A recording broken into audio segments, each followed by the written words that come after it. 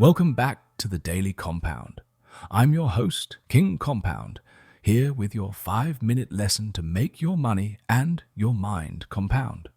Quick note before we start, the Daily Compound isn't financial advice.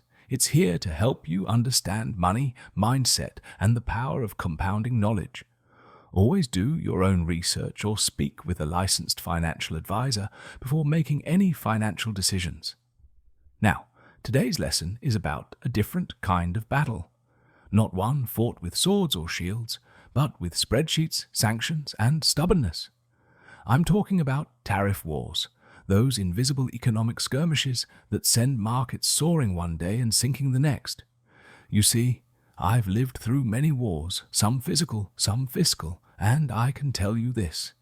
Tariff wars can wound your portfolio just as much as any sword. But fear not, my loyal subjects of finance. Today we'll learn how to prepare for the chaos and stay calm through it. When nations slap tariffs on one another, it's like two neighbors building higher and higher fences just to prove a point. In the short term, everyone cheers. We're protecting our industries, they say, but soon enough, prices rise, supply chains tighten, and investors start running around like villagers shouting, "The crops aren't coming in!" That's when you see it. Volatility. Markets hate uncertainty more than I hate war mail. And tariff announcements create exactly that. Uncertainty. One tweet, one policy shift, and suddenly everyone's either panic buying or panic selling. The truth is, tariff wars are less about economics and more about emotion. Fear, pride, retaliation. It's not just governments doing it, it's investors too.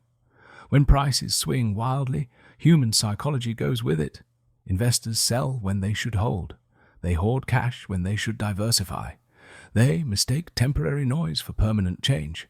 And that, my friends, is how fortunes are lost, not by the war itself, but by how people react to it. When the world's arguing over tariffs, I follow 3 simple royal rules. First, control your kingdom, not the battlefield. You can't predict the next tariff, but you can protect your portfolio. Diversify across sectors and borders. Don't keep all your gold in one vault, especially if that vault depends on imported steel. Second, focus on fundamentals, not fear. When headlines scream, "Trade war incoming," most people forget to ask, but how's the business itself doing? Strong companies adapt. Weak ones whine. Buy strength, not sympathy. And third, remember, markets recover faster than emotions. By the time the crowd calms down, the opportunity's gone. You can't trade like a panicked peasant and expect royal results. So, how do you prepare? You don't try to predict every move, you build resilience. Keep cash for opportunity, not panic. Own assets that thrive on uncertainty, like innovation and energy efficiency. Stay invested long enough for logic to return. Tariff-driven swings are temporary, but your behavior determines whether they hurt you or help you.